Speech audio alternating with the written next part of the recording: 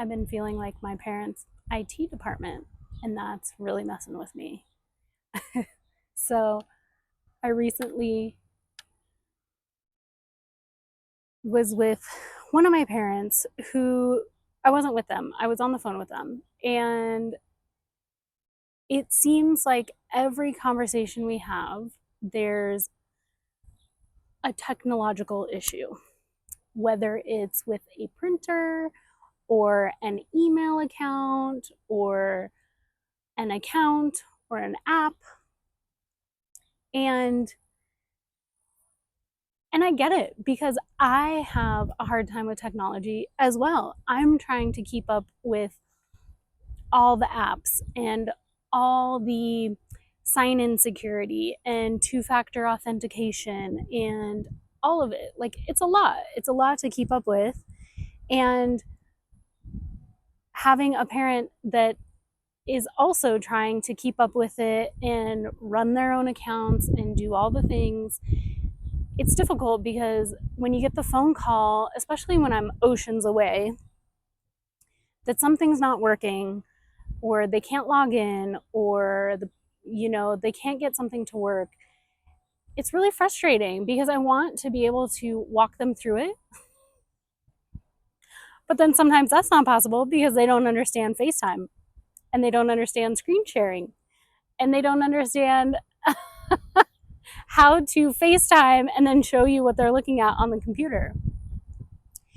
And it can be really frustrating. It can be really frustrating because it's also scary.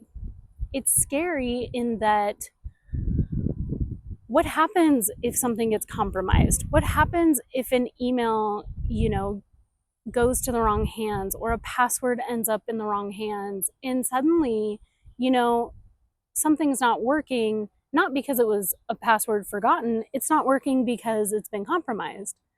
So there's this real fear that happens when my one parent who's on the internet and has accounts and apps and email and yeah, there's a very real cyber threat. There's a lot of cyber threats out there and so many different ways that they're using to scam people and take advantage of people. And so trying to really not only help with, just the basic stuff, also trying to teach and keep my one parent on the ball in terms of scams and stuff. And it's hard when they say, oh, I got this email that my account's been compromised, and it's like, hold on a second, before you do anything, where is this email from? Check the actual send button instead of going to the website that they provide. Actual Google the website that you normally go to, and just walking them through those steps. And then sometimes you're just too late. Sometimes they've already clicked on the link in the email that took them to this other place, and then they tried to put in their information, and it's like, oh Lord, like, how deep into this IT rabbit hole do I have the bandwidth and the time and the energy to go with you? And sometimes it's not. I don't have a lot. I don't have a lot of time or bandwidth or even just skill set. It's like, I don't know how to fix that problem. And it's scary. It's scary and it can be very frustrating. And then on the other hand, on the total opposite spectrum, I have a parent who refuses to enter the digital age. Now, when they were working, they obviously were working online and had emails and things like that. But once their work was finished, there was no home computer, there was no cell phone. In fact, there was still a rotary dial phone in one of my homes until I think 10 years ago. And I think it still worked, which is crazy. And this parent in particular, I want to say it's a little bit easier to not be scared because they don't have an email or passwords or any apps that they could get, scammed from. Instead, I worry about the robocalls and the people calling them asking information that they're going to one day give them the information that the people calling are going to ask for. But this particular parent, what's frustrating is that I feel like every time I'm home, I have to look something up on the internet for them. I have to enter something for them. I have to, there's been times I've been oceans away and it's like, oh, can you look up this phone number for me? It's like, you can't look up a phone number. Well, no, they never delivered a phone book this year. It's like, wow, like everything is going so digital. You can't even get a phone book. So yeah, how do you look up a phone number if you don't have a smartphone or a computer or the internet? And so for this person, it's like I have to do certain things for them that they can't do for themselves because they refuse. They refuse to get